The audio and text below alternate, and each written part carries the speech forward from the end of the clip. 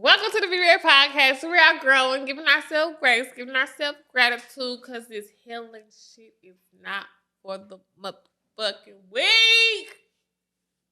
I have my sorority sister here with me today. I feel like it's not a familiar face because y'all don't really see me with her like that. You don't, because we be out and then we'll go 6 months without seeing each other. But I am Erin. She likes to call me just her sorority sister, but we've become a lot closer over the time. My sons and Raylan are the same age. Mm-hmm. So, got pregnant around the same time and brought in some pandemic babies. So I am Erin. We hang out. We just, I'm not the party friend. So that's why y'all don't see me with her, because we go out to eat and we have a good little time of eating and laughing and being each other's therapists, because therapy is expensive. So, hello. Therapy is expensive. You think I'm a party friend? I'll be outside? You do be outside. But, I'm not outside. And, the reason I got this outfit on is not because Erin wants to have it on. It's because Raven texted me while I was at my appointment and was like, just make sure you look nice. Like, me having a t-shirt on is not appropriate, but I got to have my titties out. So here I am. So yeah, you look good. You look good. We're just saying, like, Be Rare gives a different... I be chill on here, though, but I'm trying to give a different vibe. I tell myself I'm going to just give a different vibe. But, we always started off. I used to say, I call you my sister because you're my sister. You are. But you just try to make, we have 5 sorority sisters, but I think we all have a different... What was that? I don't know. We all have a different relationship, and I think in 2016, when Raven and I were online together, we really didn't have a reason to talk. We didn't really, she had Shamika and I had Aaliyah, so there was no need for us to really talk. However, in 2018, me and Raven decided that we were going to be nice prophytes. And for prophytes, for those of you who don't know, who are not in the Greek world, it just means somebody older in the Greek world. We decided to be nice prophytes and drive up to Lawrence every day. So me and Raven would switch off. And so we decided to start talking in the car. And this is when it really just started getting deep. And I was like, dang, I really like this girl. Like, I forgot about that. What we was talking about? My memory is bad. That's what we were talking about. Like, I was probably going through my little breakup. We were going through a bunch of stuff at the same time, like we typically do. And we just kind of, every time we would drive up to Lawrence, we would have a come to Jesus moment. And I'm like, dang, all this time. And I really didn't know how deep I like this girl. So people say that about me all the time. Like, you seem so serious, but you are so cool. I wouldn't say you seem serious, but when you have it up in your mind who your friend is, Shamika, you make it very clear that you don't need nobody else. So I had latched on to Aaliyah, and I was like, oh, okay, well, we don't really need each other. Like, she was at the front of the line and I'm at the back, so I don't really, we good. Like, see you from there. So I think it wasn't you not chill. We didn't really have no reason to talk to each other. Yeah. Yeah, Shy my road dog. She still is, though. What was I to say? So what's something you think you know about me that people don't know about me? You really are a sweetheart. Why do everybody say that? I think for me, a sweetheart means it's like you really give a fuck about people. Sorry, I cuss a lot, but I think we cuss here. Great, as long as you know, because I be trying not to just be cussing. But listen, I think when you really are down for somebody, you down for them. Like, it takes a lot for you to trust somebody and see that you can actually trust them to be a part of your life. But once you actually value them and you like, dang, you are great. Okay, I see you actually care about my well-being. Then no matter how far we go or how, I don't know, if I moved to 12 different states, I'd still feel like I could call on you and be like, bitch, my life is not okay. And so that's what I think about sweetheart, is that it take you a minute. You gotta break it. But once we get there, then all of a sudden I think you're really just down for the people who are down for you. Oh, thank you. I've been hearing that a lot. I'm like, sweet. I'm a sweetheart. Yeah, but I'm really down for my folks.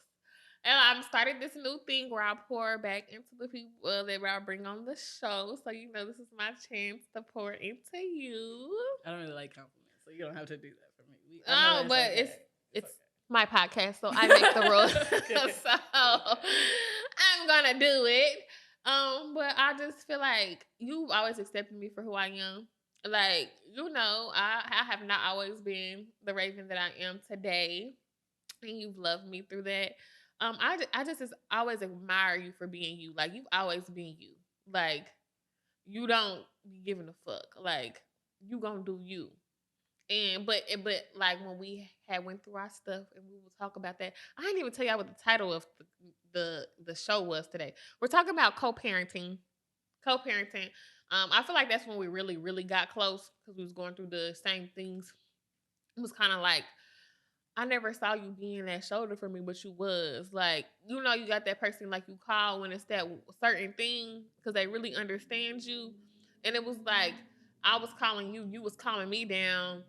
You was calling me, I was calming you down. Like we was the what's that called? The reason, like or the ration. The rationale. Yeah, the Sure. rationale in the situation, like so we wouldn't like go to jail. Yeah, that was it. I tell a lot of people, man, wait, Valerie Raven, y'all better be glad I might be in jail somewhere because man, times is ghetto. So I definitely learned a lot. I think in that relationship, it was something because typically my person to lean on was like, oh, I need to call Aaliyah. Like Raven wouldn't understand, but going through pregnancy at the same time, especially during a pandemic when life is just out of the world, I felt like I prayed for you more than I prayed for myself in those times because I know that we were like struggling, but I'm like, man, if she don't make it, I damn sure can't make it. So I'm like, God, help her so we can help me because I cannot keep doing this. I think that's where I felt like this was actually a solid friendship for me. Like I don't really value a lot of people in real life, but like when I know that somebody actually give a fuck about me, like in my sorority, I'm like, oh, I joined it. I have sisters, biological, but like I don't know. I was really needing it for the networking. I didn't think I was going to find somebody I could actually rely on. I was thinking about whenever the Lord provides a husband for me. You hear me, God? Whenever He provides a husband for me, I said, I'm going to, like, who would be in my wedding? Who would I want to be beside me? And I was like, dang, I really believe I would want Raven to be right there with me because this is somebody I've gone through the trenches. Yeah, we done been through some shit before. Yeah. We done been through some shit. Like even like I was just thinking about like when me and Shy, you was like Shy really my road dog, but remember we had fought. Yeah. We was about to fight. Yeah, what was going through your mind? I was like, these niggas really out here just. These are some ghetto bitches. Like, we joke about this often. Like, when me and Aaliyah talking and we, like, our Deltaversary comes around, I'm like, man, that day was fucking ghetto. And I just want everybody to know, like, that point I just looked at her and I was like, really? Really, bitches? And we had to pull you out and use in the car with me and Aaliyah. And he was like, I'm just so fucking mad, y'all. And I was like, okay. I mean, I don't know what to do here. Because this is your bitch. Like, if she don't care about nothing else, she care about her. So, like, I'm gonna let you talk and get it out your system, but like, and then y'all was friends right after that. It was ghetto. I was like, never again. I don't never want to get in between that no more. So that was with my head. Y'all are ghetto as fuck. So. Yeah, I think it was just a lot of emotions online. It was tension. Yeah, Greek life is not for the weak, and I'm just gonna tell you that. That's probably why I'm not as active right now. Man. I got a lot going on in my life. We're gonna play a quick game though before we get all the way into the episode. Again, the episode is about co-parenting. We are gonna talk about our journey. While we're still co-parenting, we are going to hold ourselves accountable in the situation. This is not a time for us to talk about the other party. We probably lightly touch on it, but we are holding ourselves accountable. That's on the other party to hold themselves accountable and be self-aware. So, you want to know a man's perspective, hit up a man, but we're coming from a woman's perspective. So hope you ladies enjoy. But let's go ahead and get in to the game. Oh, this is a good one because you this type of person, and I feel like we just had a conversation about this, but we're not gonna go too deep into it because I don't like talking about this stuff on the podcast. You know what I'm talking about? I do. Who's probably has sex to the weirdest music? Me. I don't know why would you that's why I said you in that situation. Yes. I wouldn't, but like weirdest. I don't know what you mean by that. Like music you wouldn't listen to, or music I would only listen to, because there's a difference between weird music like. I don't know, like, she's not really a beat you can follow with that. So I wouldn't have sex with party music, but like maybe like you like a gangster. So your music and my music are not the same. They're not like My little music comes out differently. And he's like, girl, what is this? Right, you just more yeah, in that area. Let's who looks the most hungover? No, we ain't nobody hungover. Let's see. Who shows the least emotion? You. Me? You don't like that vulnerability side of you. Which, I mean, don't get me wrong, that's why this podcast was created, because you do want to express more, but that is a real strong portion. Like, that's hard for you. It is. It is very hard. I kind of was talking to my friends about, like, quick little story time before we get in there. I was talking to my friend because I'm not gonna say too much, but I don't like really showing I care, even if I care. Oh, yeah. Especially if you show, like, if it's mixed signals to me. And so what they be like, I die showing you I don't give a fuck before I show you I give a fuck. Take that to the And grave. so, like, but once I do care, it's kind of hard for me to take that care back, you know. Mm-hmm. And that's why I really be trying to keep it to myself, because it's like when you like somebody, you can't take that like back. Man. And so that's kind of like, that's why I just be like, I show emotion, and I show most emotion when I'm like with people I'm comfortable with, and then I'm on a podcast. It's easier to do it because I'm like around people I'm comfortable. Mm-hmm. But if I had to do this like in front of a lot of people, you wouldn't do it. This is scary. I'm gonna get there. I think you will. I feel like I don't like being vulnerable either, but I think if it was just between us two, you're the one that's like, they don't need to see that. I'm good. I promise you that. I think that's why I said it took us some time. We had to learn that you are actually a slow progression of love. Like, I'm not gonna love you right away. I'm not. But once I love you, I'm all in. Once I love you, you ain't gonna want to love no. You gonna be like, damn, I don't want to go nowhere else. I'm like, yeah, stay right here. Well, okay, let's talk about it. So I was talking to you earlier, like, about how, like, I feel like we both came from the broken families, and like, where, like, me personally, my mama and my daddy still don't have a good relationship to this day. I feel like they have never tried to really repair their relationship, and I feel like it's hard to, because it'd be a lot of emotions involved. When something fails, you still have to carry on. And I feel like they just older, so it's kind of like they just be like, "Fuck you" and go on, you know. And so, like, before I had Raylan, of course, my dream was to have a family. We'd be together forever. I get married. She don't know, but I get married and, like, just have, the American dream is what they call it. But that didn't happen. And that was part of God's will. And I trust you, God. I appreciate you, God, because sometimes we want something else, but some other things are better for us. But just going back to, like, growing up and seeing that, like, I know how it affected me. Like, I never forget, like, when my mom and my daddy was in my graduation together. It was just kind of like, I feel like I was on eggshells, and I'm like, I'm just praying, please don't let them, like, don't say nothing to each other, especially, it's just, I don't want that to happen. Y'all still my mama, y'all still my daddy, right. Like, have you ever, like, had an encounter? Like, how does that feel? Like, I came from this, and I want to break this generational curse, and I want to, like, do better for my kids, Well, I would just say that, so for me, I grew up with my mom and dad being married. And then about like 9 or 10, because he'll change the date, and my mom was like, no. But 9 or 10, he left.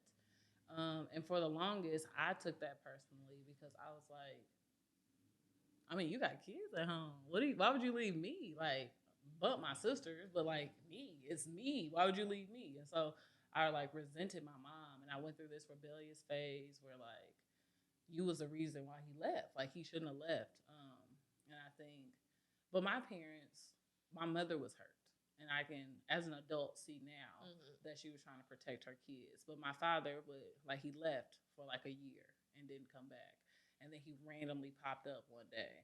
And my mom just, like, went off and was like, I can't believe you just popped up at my house. Like, we don't even know where you've been at. Like, what drugs are you on?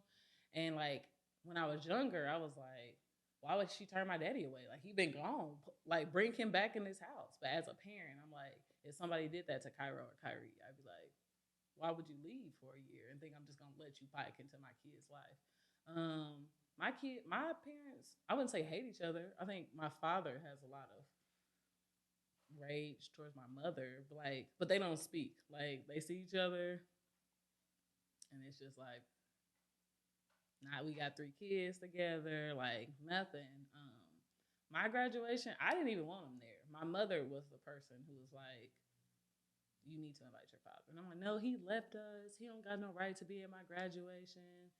And she was like, "Listen, I don't care how bad he did me. He's still your daddy at the end of the day." And one of the things that my mother has taught me, which is why I work so hard with my baby daddy, is because like the beef I have with him is not my relationship with my sons and my son's relationship with their dad. So I'm not gonna be like, I hate him. I don't talk bad about him because my mom was that prime example for me. Like she never talks bad, even to this day, as somebody who's 27 years old. She just be like, well, that's your dad, and she just lets that go. So that was the example I have. They sit separate. They on 2 different sides. They don't have no reason to talk.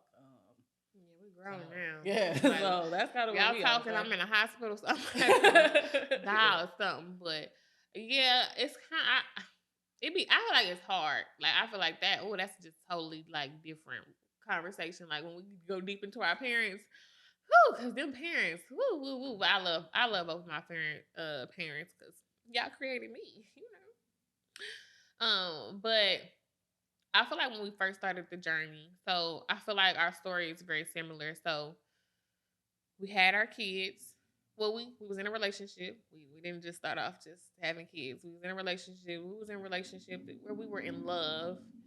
It it wasn't like oh, we just fucked them and then we ended up pregnant. It was like no, we was in love.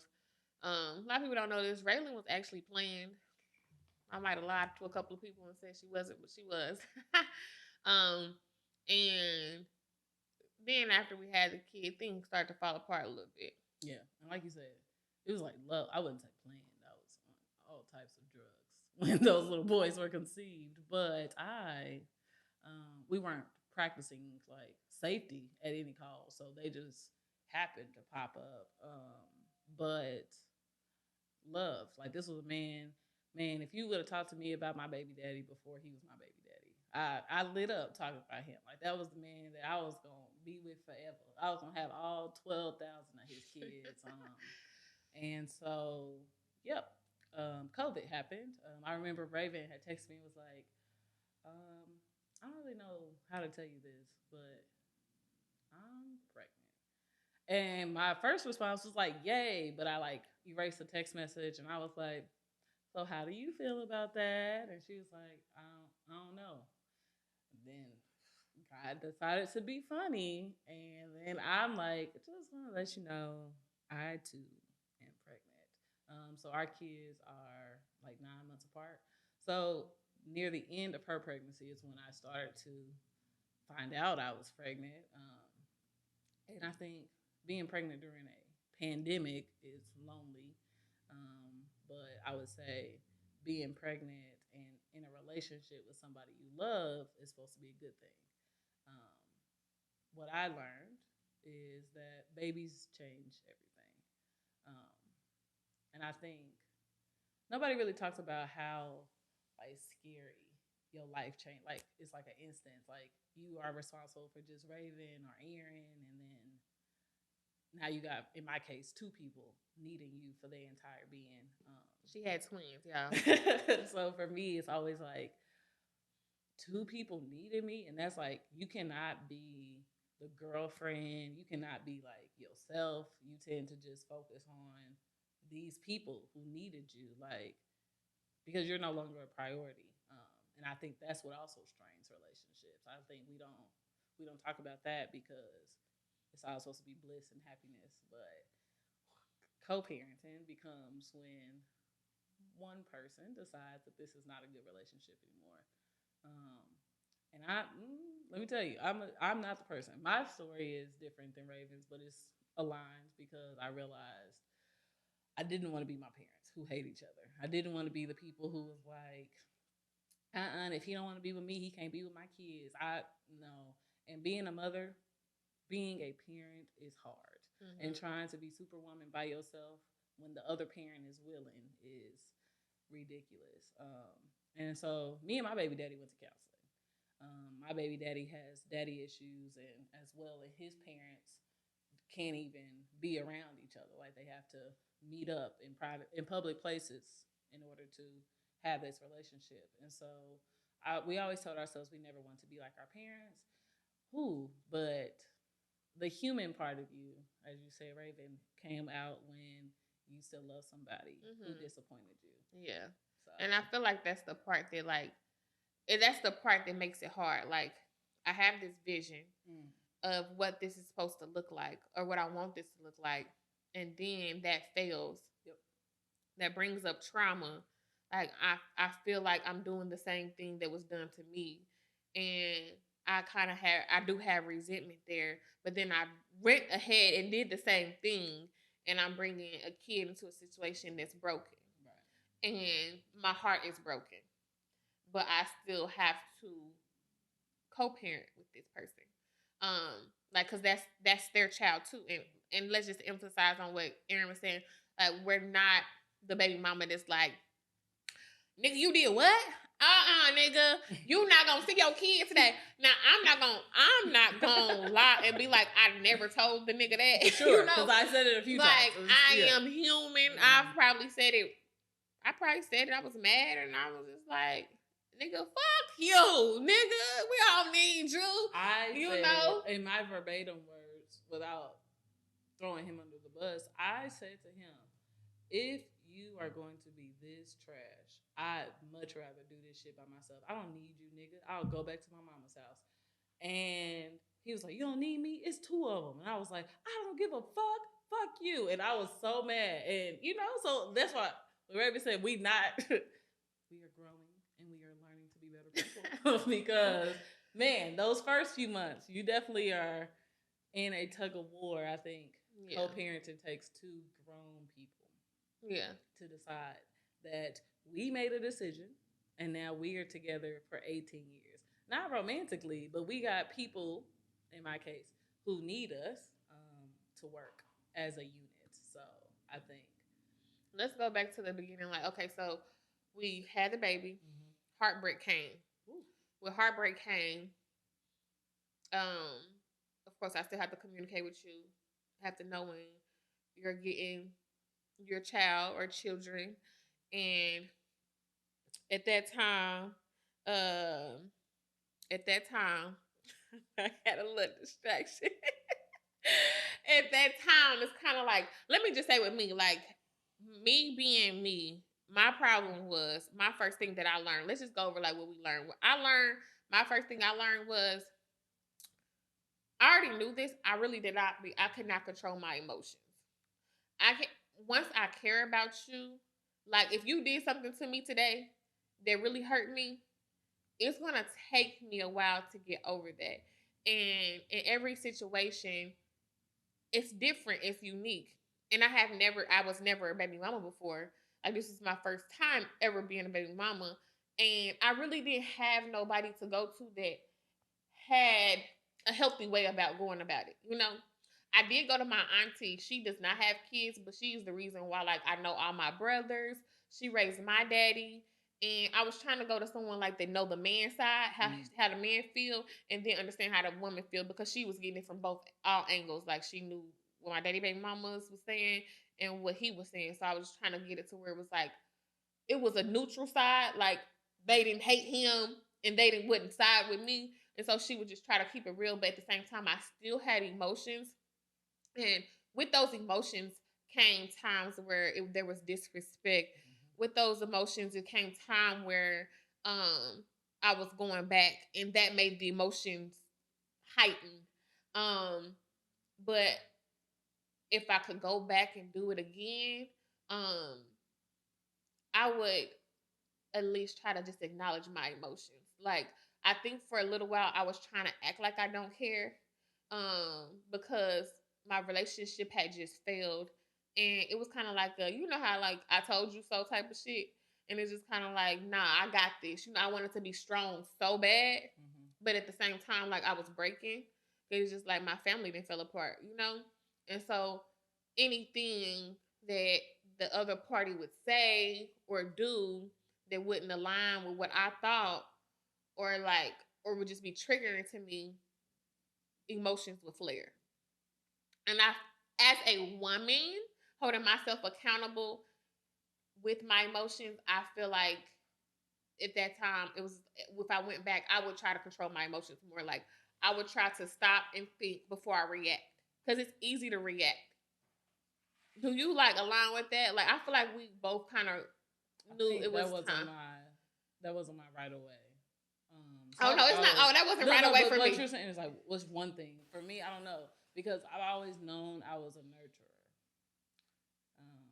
So when my kids came into the picture, I was like, I got to protect my babies because I don't want them to feel this way. My advice to Aaron in that space, my first step would be accept help because in that heartbreak, I was like, well, if he don't give a fuck, I damn sure ain't got to give a fuck. But I got these two little niggas here who didn't ask to be here, so I got to take care of that. And so I just started taking it on by myself. And so one of the things I struggled with really bad was postpartum depression and anxiety. And so I couldn't drive the boys by myself. And I kept waiting on him. And I'd be like, hey, when you get back, can you let me know so we can go? But I just started doing stuff without him. Like I started learning how to get the boys out. And I was like, once I learn how to do this, it's over. It's over. But as I stated earlier, parenting is hard. Actually drowning. I need help. I need to start talking. I need to get this off of me because I was doing it by myself because I was trying to protect him. Because and I think it's a control thing too. Yep. Like let's get into that. Like I feel like as a mother, I feel like we like you said, we are nurturing.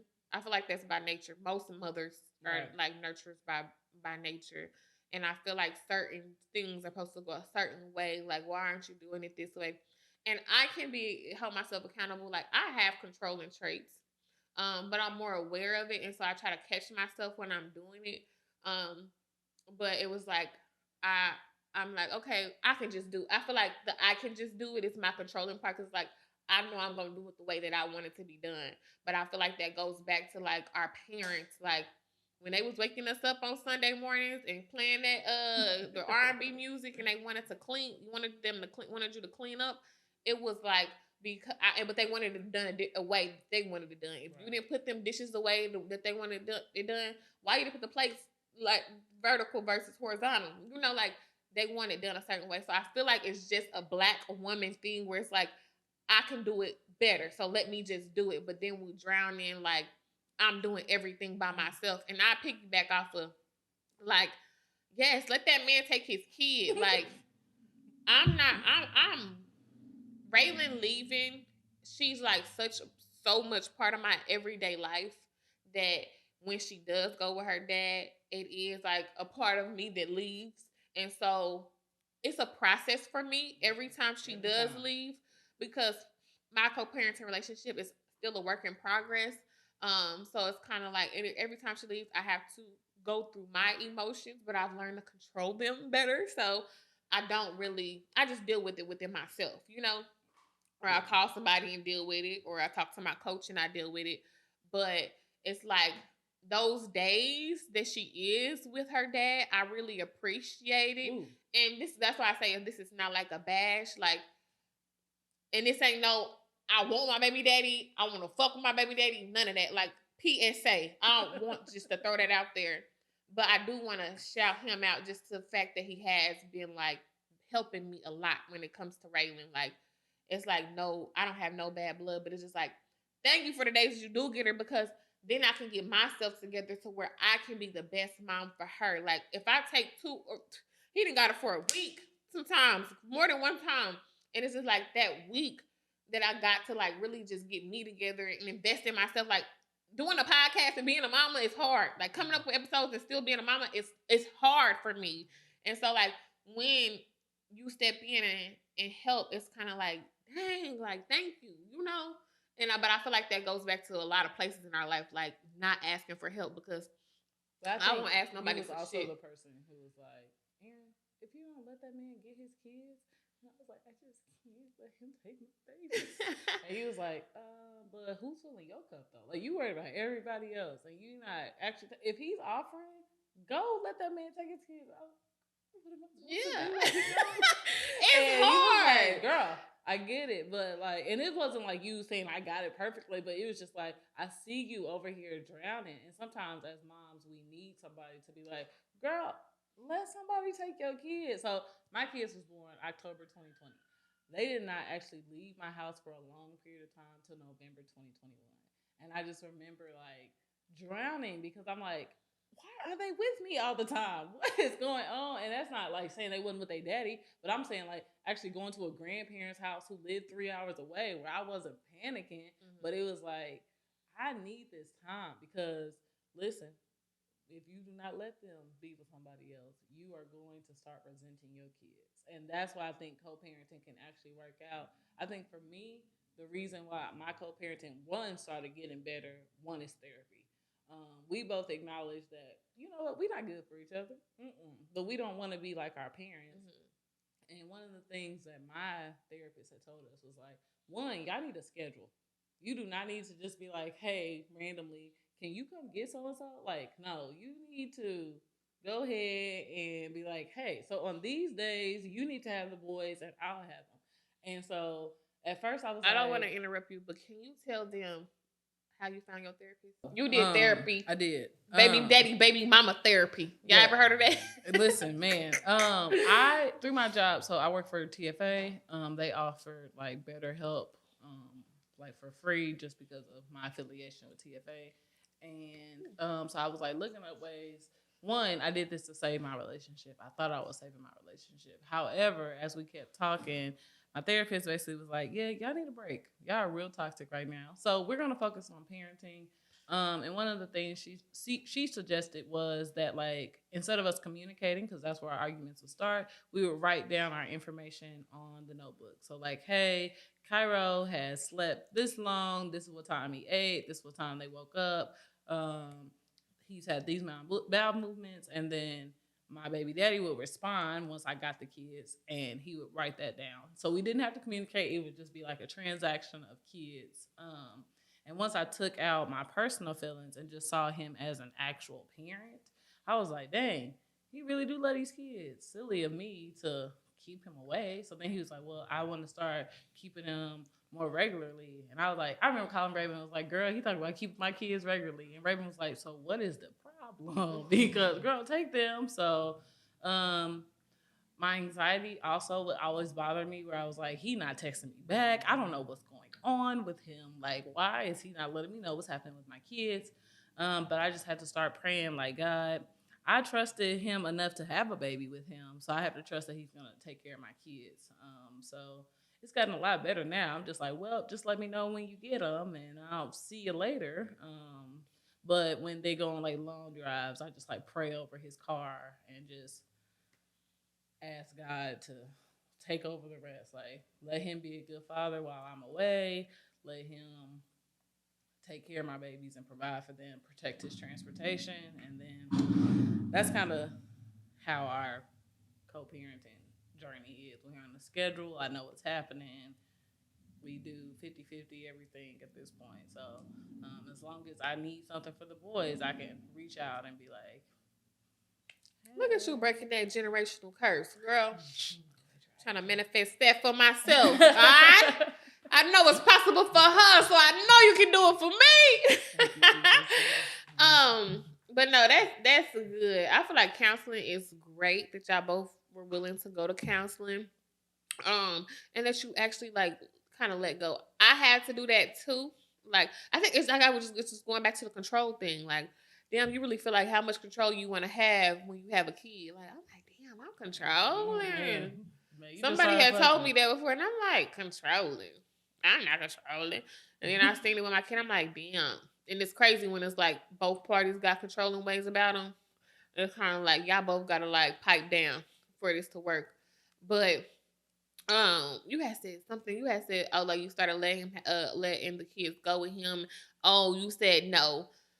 You started looking at him as a parent.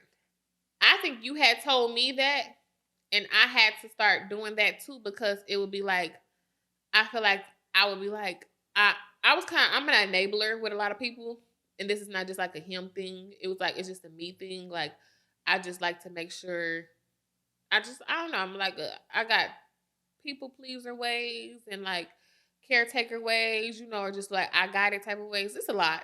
It's a long list, but it was kind of like I would just make sure everything was like, I can just make sure everything is good. Like, but when I stepped out of the like, he's a parent too, and I can trust him too, like, but I feel like I had to go back and be like, he's not the man I was in a relationship with him. Like, he's not the man that broke my heart. Like, that's not the father he is to my child. That may be the man that I have still I remember him as, or like I'm still trying to heal from the experience that I had from him.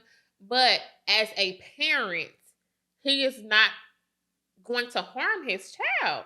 Like, he's going to make sure that his child is good in any way possible. He could help create this child, so why wouldn't he like wanna, like, he don't want nothing to happen to her. Right. Like, he just as crazy as I am. Like, I really had to tell myself that, like, girl, chill out. Like, he's a parent too, but when you really actually relax and be like, all right, cool, whatever. It's not easy. Like, right. It's not always easy. I remember, like, I didn't get to this point at this point, but I remember when I was just trying to like not be like so controlling, and I had dropped Braylon off with him for the first time, and we wasn't together, and he was with a different girl, and I dropped her off. I kept my poker face. I feel like I did, maybe not to him, because when a person knows you, they know. Mm-hmm. And I called my best friend, and I sat in the car and I cried. I cried like a baby, and I was just like, I don't know, I'm gonna do this. I didn't drop Braylon off, and he paying family with my daughter, and da da da. And I'm like, I don't think I can do it. And I'm like, I'm just gonna go home, and I'm not gonna do that. She was like, no, you need to still have you a good day. Like, cry about it, if that's okay, but still have a good day. I think our stories always align back to that, because my baby dad didn't have nobody to my face. And I don't know. This ain't, like you said, this ain't no judgment. I'm not throwing no rocks. But this man, the first time I dropped my kids off to him, he didn't give me his address.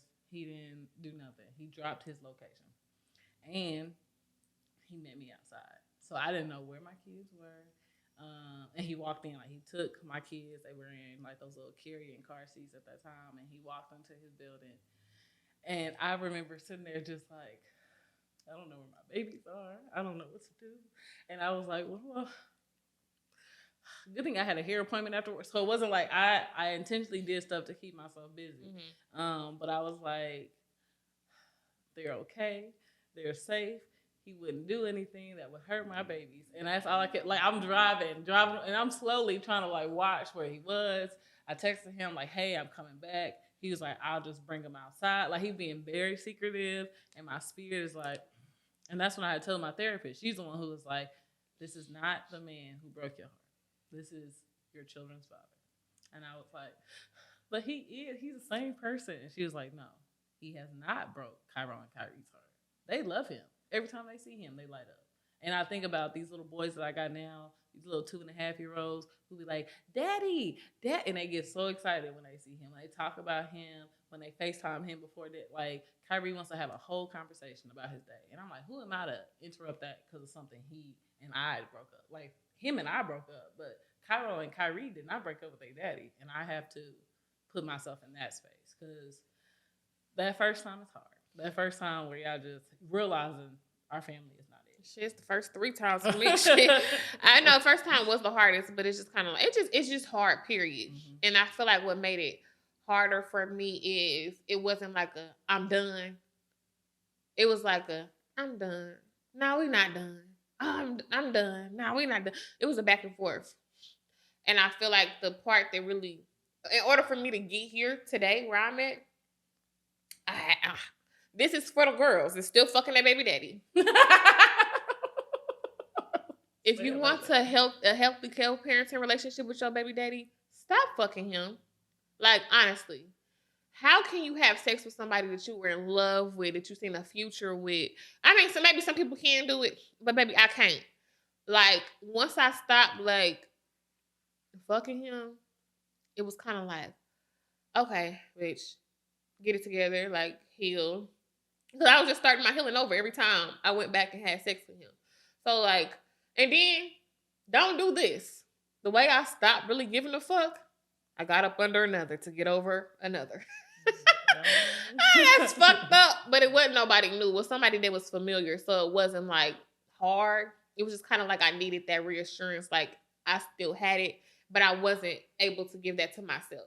And I feel like this was probably like a year and a half after I had Raylan. So it took me a minute to actually get to this point. Like, yeah, I think my biggest advice though is co-parenting is to willing adults who are willing to take care of their children. Like I don't want you to be like, my baby daddy not shit. He not even claiming my daddy. I'm about to go over here and hand him a notebook. It's like, nope, that is no. This is for two willing adults who are saying, I want to be involved in my child's life. I think even to your advice of cut it. Because what happens is you do end up hurting yourself because you keep fantasizing about this family. So if the co-parenting is clear, you have to be like, my expectations are that I got to fill my cup. Mm-hmm. So every time they daddy be like, hey, can I have them?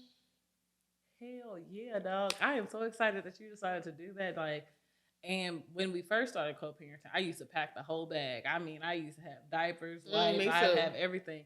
And my therapist had to tell me, is he not a parent too? And I was like, I just want to make sure and she was like, is he not a parent? And I was like, yes, but I want to, and she was like, you're controlling somebody else's parenting styles. And I had to realize that my controlling doesn't just stop at Cairo and Kyrie. It was trying to go over into how Cameron parented his kids. And I was like, whoo. Yeah. So that's a lot of unlearning that you got to be like, I trusted him enough to have unprotected sex, create a child, and then I have to trust that whenever he is a parent, he is doing what's best for my kids. And woo.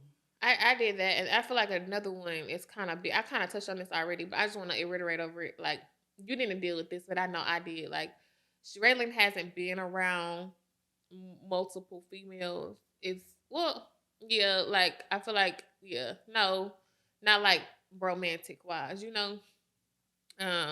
But it was kind of like, it was always one main one. And I knew, like, after the heartbreak, you know, seeing him in another relationship, of course that hurts. It's human. Like, I'm fucking human. Like, I see myself with this man for the rest of my life. Why wouldn't I be fucking hurt when I see him loving and, you know, doing everything we were supposed to be doing with somebody else? But at the same time, it was a blessing in disguise, you know, like, I needed to find me, you know? Like, I can't be so wrapped up in a relationship, but I had to learn, like, going back to the controlling part, like, I had to learn, like, whoever he has my child around, and I'm not saying he's had her around nobody else, but I stopped asking, like, where she's going, who she with, who you having her around, because it just, it first of all, it's overwhelming for me.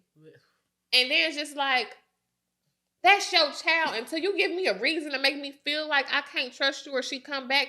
And I mean, my daughter couldn't talk, but it's just like, you have never gave me a reason to be doing all this. So let me take a step back. And I've never really apologized for that. You might be either. I'm right there with you. So I ain't apologize. This is my fucked up apology to you, baby. This is all you gonna get, motherfucker. I acknowledge I was wrong because, you know, I did not have all the questions like who she gonna be around, but I definitely had a list of who they couldn't be around. I said, I promise you one thing, you can't have this person around my kids. You can't do this. You better let me know who all are. And when you say it now, I'm like, you speaking, because I sure was like, and now I'm like, you know what? God, I'm gonna trust that my kids is safe with their daddy. I gotta go fill my cup because I can't be a good mama if I'm on empty.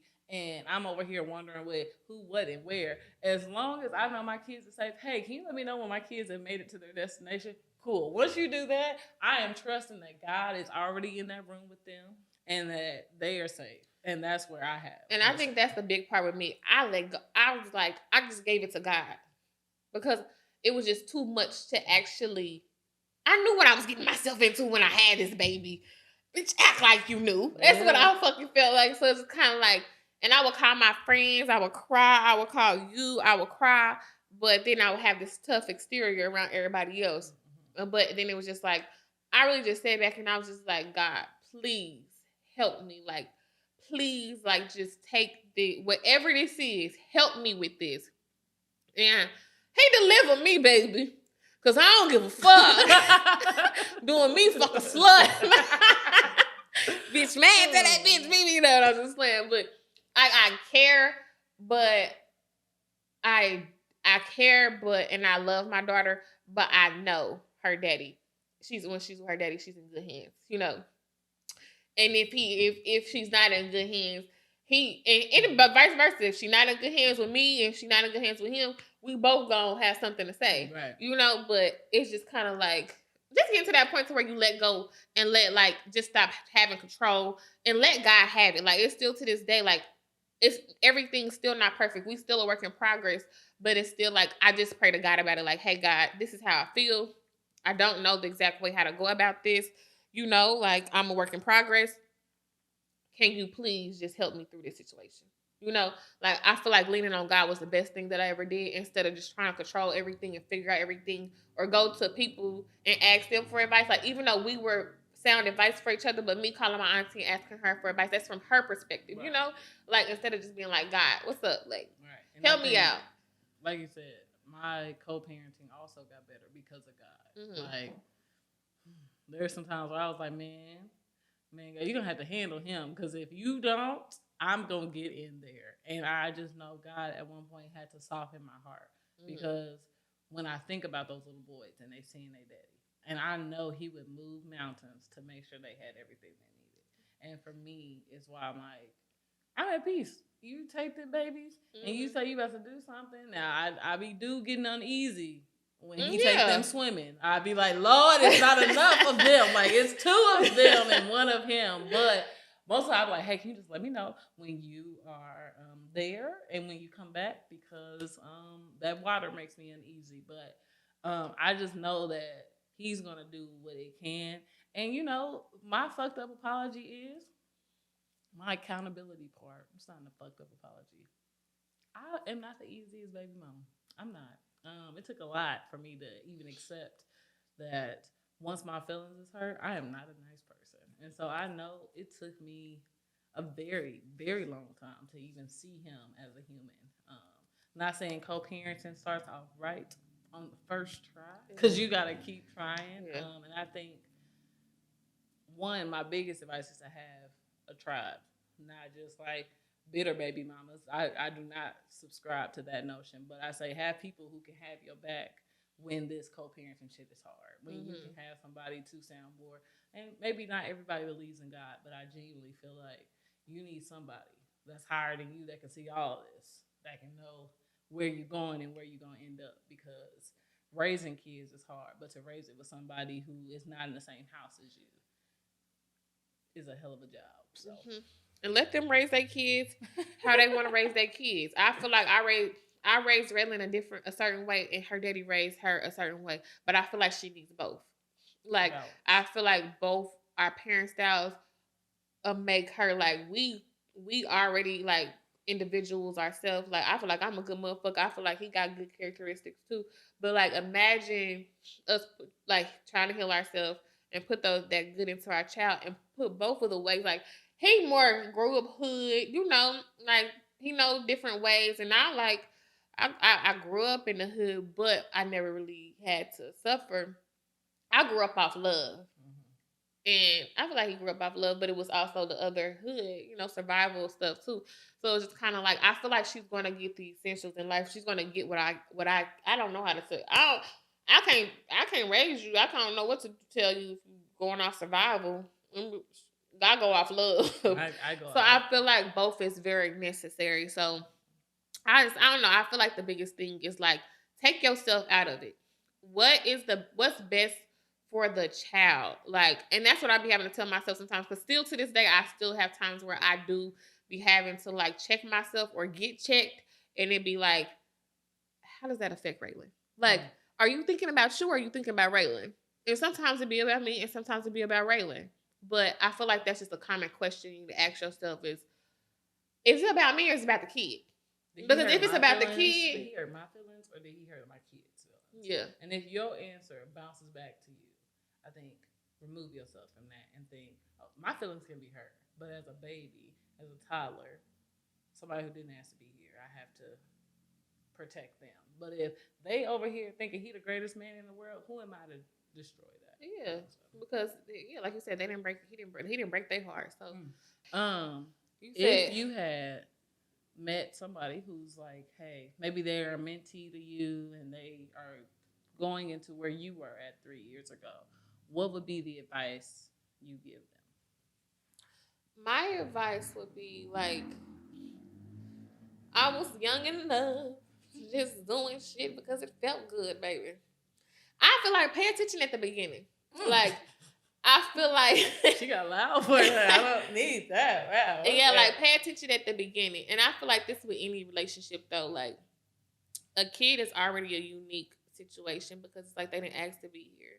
And so I feel like if we just paid a little bit closer attention, like a baby sound good, woo, but do you understand everything that comes with that? And one thing I realized is like you need to pay attention to how y'all solve shit. So one thing I realized in my relationship, bitch, when shit went left, shit went left. It wasn't no resolution. We wasn't coming up with no solution. It wasn't no compromising on either end. So it's just like if you doing this in a relationship, if you doing this in a relationship, like y'all can't even fucking solve shit and it's just y'all. Like, why the fuck you thinking about bringing a kid into the world and y'all, like, the foundation is fucked up. I always say, like, you can't, your foundation got cracks in it, but you trying to, like, repair it with some stuff, but it keep getting worse. You know, like, no, look at that foundation. How do y'all handle conflict? How do you handle when your feelings is hurt or your emotions is high? Like, how do you handle a lot of situations that are y'all willing to share? Like, because you got to share. Can you compromise? Can it not always be about you? Like, but before the baby, how does that look before the baby? And I would say work on that in the relationship first. I'm not saying break up because everything ain't going to be perfect. But I'm just saying look at that first and break that down and figure out how you can work on that before you bring a child into the world. Because then those skills will already be built. And then like I feel like it'll come more natural. It'll come more natural when you have a kid because it's like we've already been doing this. Like we know how to handle conflict. You know, you get what I'm saying? Wow, you read somebody for filth, and I was not expecting that. I think my real response,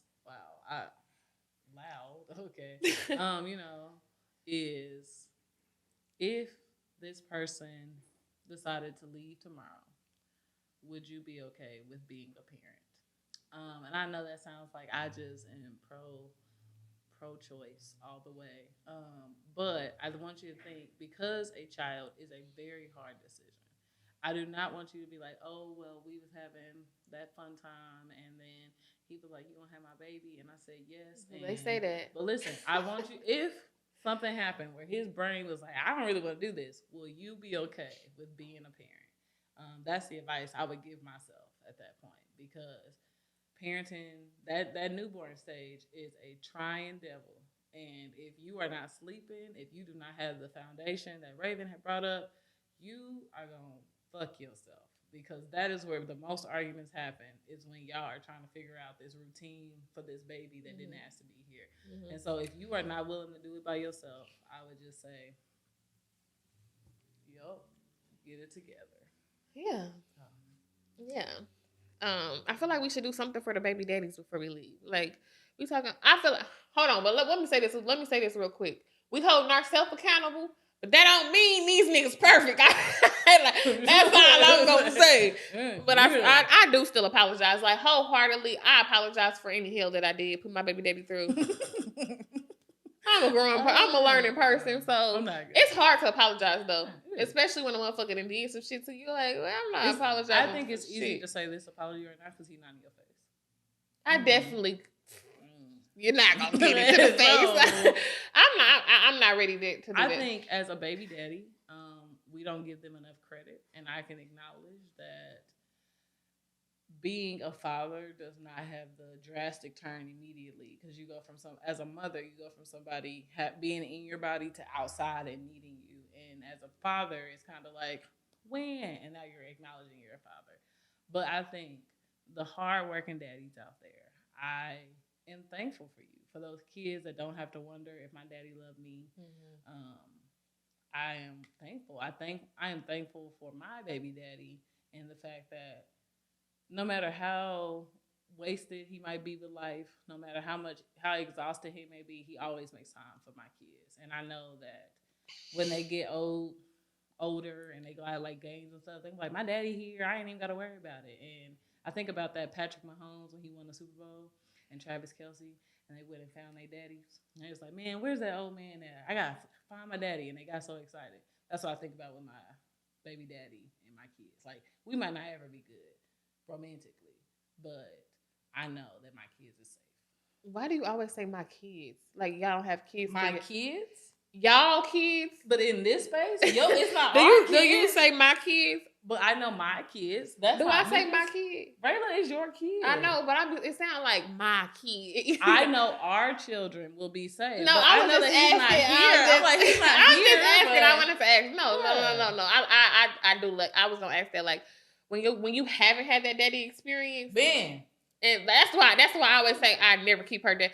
That nigga could do, like, you could do a lot to me, but I would never, like, keep Braylon from her daddy, because I know how much I yearned for that as a kid. You know, it's just like, I would never do that. You can't pay me to do it. Right. He had to do something really, really, really, really, really bad for me to be like, no. You'll never see them again. Yeah. But that's good. Let me see. What can I say nice about my baby daddy? It's just jokes, guys. I'm goofy. I crack jokes. I'm not serious, okay? Because y'all be taking shit literal. And y'all probably fuck around and sending this shit to him because y'all messy as fuck. But let me just say, like, I already said it. Like, I appreciate you for, like, nigga been paying daycare. Fuck with you. Like, now let me not say that. Fuck with you, though. I didn't stop playing so fucking much. We gonna take that right out. But no, like, I just appreciate you for, like, loving Raylan, giving her the experience that she deserves from her dad. Like, I know she love her daddy, because sometimes we just be on our way to daycare and she be like, daddy, and I'm like, you want to talk to your daddy? You know, like, I know she loves him. She knows who he is. You know, I ain't gotta fight with him over, like, it ain't never been no, like, that ain't my kid. Like, you know, that are like, I don't, like, want to see her or nothing like that. Like, he loves her. Like, I feel like we both just a work in progress. And I feel like our situation is going to continue to improve. Like, we've made a lot of and like, we've improved a lot over time. And I feel like we're going to continue to improve. So I appreciate the help. I am manifesting a great co-parenting relationship where we can coexist and be respectful and be around each other one day when it's on God's timing. But I just appreciate it ain't even the help. I appreciate you being a parent, because it's not help. I just appreciate you being a parent and getting Raylan and giving me my breaks. And I was trying to find something else to say, because I feel like I had said that already. But yeah, like, appreciate you, cuz that. But yeah, that's all. You got anything else to say before we end the episode? I'm so glad that you finally decided that I was worthy enough to be on this episode, being that you've had this for 12 umpteenth years and you didn't have everybody but Aaron on here. So I just want to feel like I'm finally supported and loved out loud, and not just your friend on dinner dates. Thanks. This is probably a lot of people be feeling like this, but no. Just because y'all ain't on a podcast don't mean I don't fuck with y'all and love y'all. But yeah, I feel like this is a topic that I was ready to talk about, that we could talk about. I have not always been the person I am today. I probably couldn't have talked about this a year ago. So, God's timing. Maybe 6 months ago for me. I probably couldn't have had this conversation 6 months ago. So I am thankful for the slow progress in this. Yeah. Just give yourself grace on the what's it called, on the journey. Yeah, you've never done it before. You've never been a baby mama before. It's not a one size fits all. Um, yeah, like just you're just human and just embrace that. I know it's hard dealing with another party, but just embrace that. This is our spill on co-parenting. I feel like I'm forgetting something, but this is what y'all gonna get because I can't remember what I was gonna say. But I love y'all. And this is to breaking generational curses. We are not gonna be funking with our baby daddy for 25 years. We're gonna have good relationships. Our kids is gonna see us actually coexist, all of us. So let's just manifest that and we can have what's they call blended families. So yeah, love y'all. Thank y'all for the support. Subscribe on YouTube. Leave a review on Apple, Apple Podcasts or Spotify Podcasts. And yeah, love y'all. Bye.